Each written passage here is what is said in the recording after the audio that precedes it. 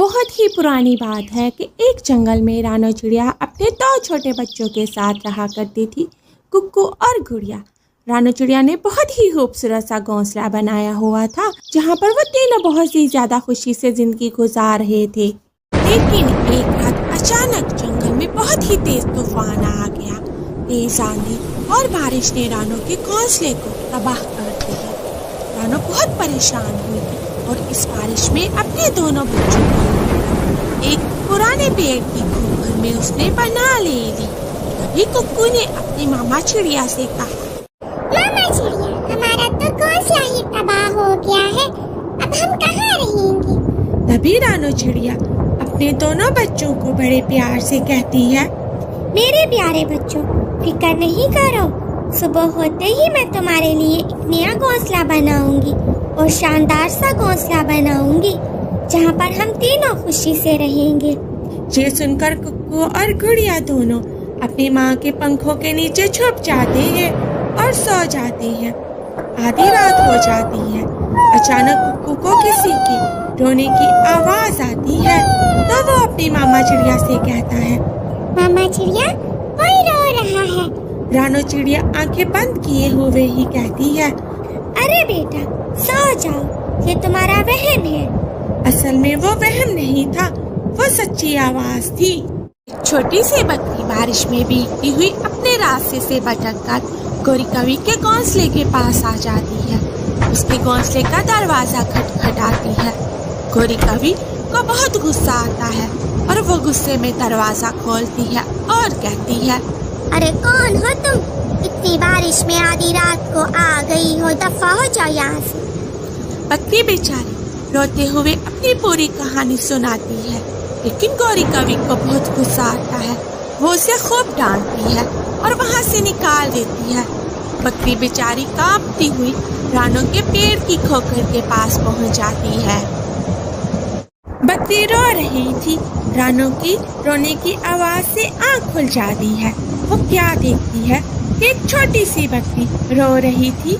उसे जब देखा कि रानो ने उसे देखा है, तो वो रानो चिड़िया से कहती है, अरे आज रात मुझे अपने पास रहने दो, सुबह होते ही मैं अपनी माँ के पास चली जाऊंगी, मुझे बहुत सर्दी लग रही है। ये सुनकर रानो चिड़िया का दिल पिघल जाता है। वो बकरी से कहती है, आ जाओ तुम भी, मैं तुम्हें अपने पंखों में छुपा लेती हूँ। ये कहकर वो तीनों को अपने पंखों में छुपा लेती है और तीनों सो जाते हैं। सभी ये बहुत कम जानते थे कि ये कोई आम बकरी नहीं, ये एक जादुई बकरी थी। जैसे ही सुबह हो जाती है तो मौज से होने लगते हैं। कुक्कू और गुड़िया ने जो भी ख्वाहिश सोची, बकरी उसे जादुई तरीके से पूरा कर रही थी। कभी मीठे फल, कभी खिलौने, कभी खूबसूरत फूल एक ही लम्हे में पहुंच जाते। कुक्कू और गुड़िया ये देखकर बहुत खुश होते और खुशी से नाचने लगते। दूसरी तरफ गौरी कवि को पता चल जाता है कि ये एक जादुई बकरी है, कोई आम बकरी नहीं। अब वो इस बकरी को हासिल करना चाहती थी। आधी रात हो जाती है। गौरी कवि चालाकी से रानो की पेड़ की खोखर में चली जाती है और बकरी से मीठी मीठी बातें करने लगती है। रानो चिड़िया जाग रही थी और सब देख रही थी। गौरी कवि बकरी से कहती है, देखो प्यारी बकरी, तुम मेरे साथ ना मेरे घोंसले में चलो, वहाँ पर बहुत ज्यादा जगह है। एक गंदा सा पेड़, यहाँ पर तुम कहाँ रह रही हो? तुम इतनी प्यारी, इतनी सफेद और गंदी हो जाओगी। मेरे पास खूब खाना है, मैं तुम्हें बहुत सा खाना दूंगी। अब बकरी ये सुनकर डर जाती है और वो अपनी बड़ी बड़ी आंखों से गौरी कवि को देख रही थी। तभी रानो चिड़िया कहती है, देखो बेटा, तुम जो भी फैसला करो सोच समझ के करना। तुम्हारा सच्चा दोस्त ही तुम्हारा सच्चा सहारा है।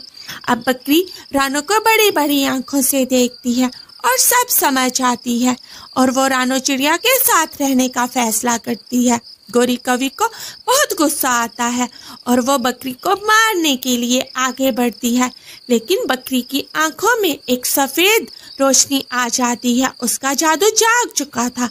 वो गौरी कवि पर जादू करती है और गौरी कवि से हिला नहीं जाता।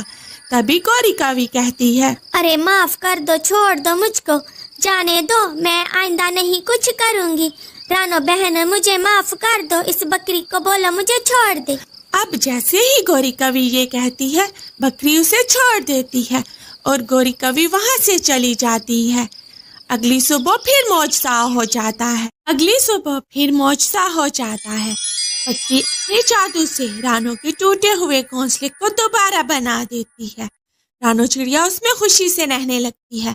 बकरी जाने से पहले रानो से वादा करती है, रानो चिड़िया माँ, मैं आपसे कभी कभी मिलने आया करूंगी, आप भी मुझसे मिलने आया करना। रानो से वादा करती है। ये कहकर बकरी वहां से चली जाती है। प्यारे दोस्तों, आज की कार्टून स्टोरी से पता है क्या सीख मिल रही है? अच्छा दोस्त ही हमेशा मुसीबत में आपके काम आएगा। अगर कभी किसी को कोई मुश्किल आ जाए तो उसको उसकी मुश्किल की वजह से उस मुश्किल में नहीं छोड़ना चाहिए, बल्कि आगे बढ़कर उसकी मदद करनी चाहिए। तो आज की कार्टून स्टोरी का यही पे एंड होता है। अगर आपको हमारी कार्टून स्टोरी अच्छी लगी है और आप इसका हिस्सा बनना चाहते हो तो आपको चाहिए इस चैनल को लाइक, शेयर और सब्सक्राइब करें, ताकि आइंदा आने वाली वीडियोस के नोटिफिकेशन आपको मिलते रहें। तो मिलते हैं फिर एक और नई कार्टून स्टोरी के साथ। इजाजत चाहूंगी। अल्लाह हाफिज। अपना ध्यान रखिएगा।